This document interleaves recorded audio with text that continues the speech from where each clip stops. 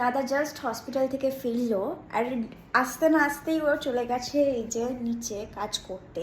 তো কি কাজ করছে আর মায়ের ব্যাপারেও কিছু বলে কি না সেটা চলো দেখবো। আমরা এখন যাবো নিচে, আর তার আগে আমি বাবুকে খাইয়ে নিই। তো বাবুকে খাইয়ে দাইয়ে একেবারে নিচে আমাদের টমি, পিঙ্কি, ব্ল্যাকিদেরকেও খাইয়ে দেবো।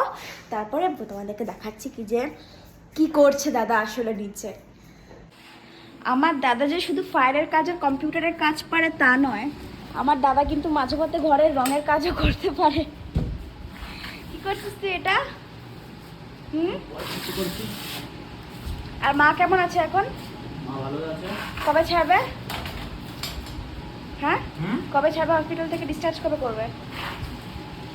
ডিসচার্জ কবে করবে? হ্যাঁ, জানি না, 2-3 দিনের মধ্যে করে দেবে। ও আচ্ছা।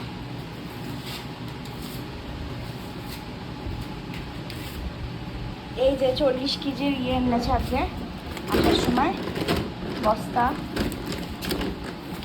ও করবে গোটা ঘর একদম বিশ্বকর্মা পুজোর আগে।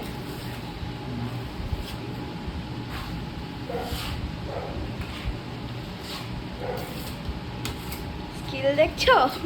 একেবারে পাক্কা রঙের মিস্ত্রি।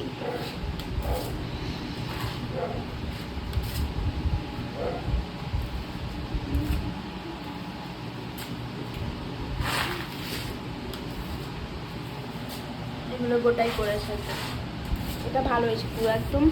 ওই দেয়ালটাও করেছে, এদিকেও করেছে, এগুলো একটু ফাটা ফাটা হয়ে গেছে। এই দেয়ালটাও করেছে।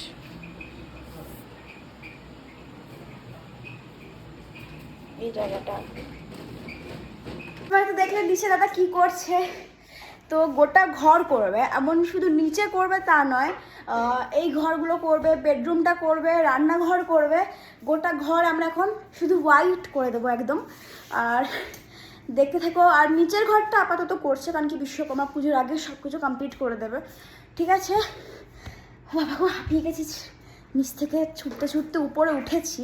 আর এই ভিডিওটা আমি এখন পাঠাবো মাসিমণিকে, আর মাসিমণি দেখাবো মাকে।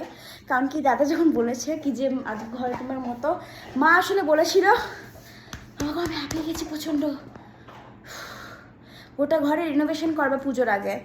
শোনা বাবা, মানে মডুলার কিচেন, মডুলার থেকে চেঞ্জ করে গ্যাস ওভেনটাও চেঞ্জ করবে, মানে বাকি কিছু চেঞ্জ করবে না, শুধু গ্যাস ওভেনটা চেঞ্জ করবে, মডুলার চেঞ্জ করবে, কালার চেঞ্জ করবে, ঘরের কালার চেঞ্জ করবে, আর কিছু কিছু ফার্নিচার চেঞ্জ করার কথা ছিল, কিন্তু সেটা মনে হয় আর পুজোর মধ্যে হবে না, পরে ঠিক হবে।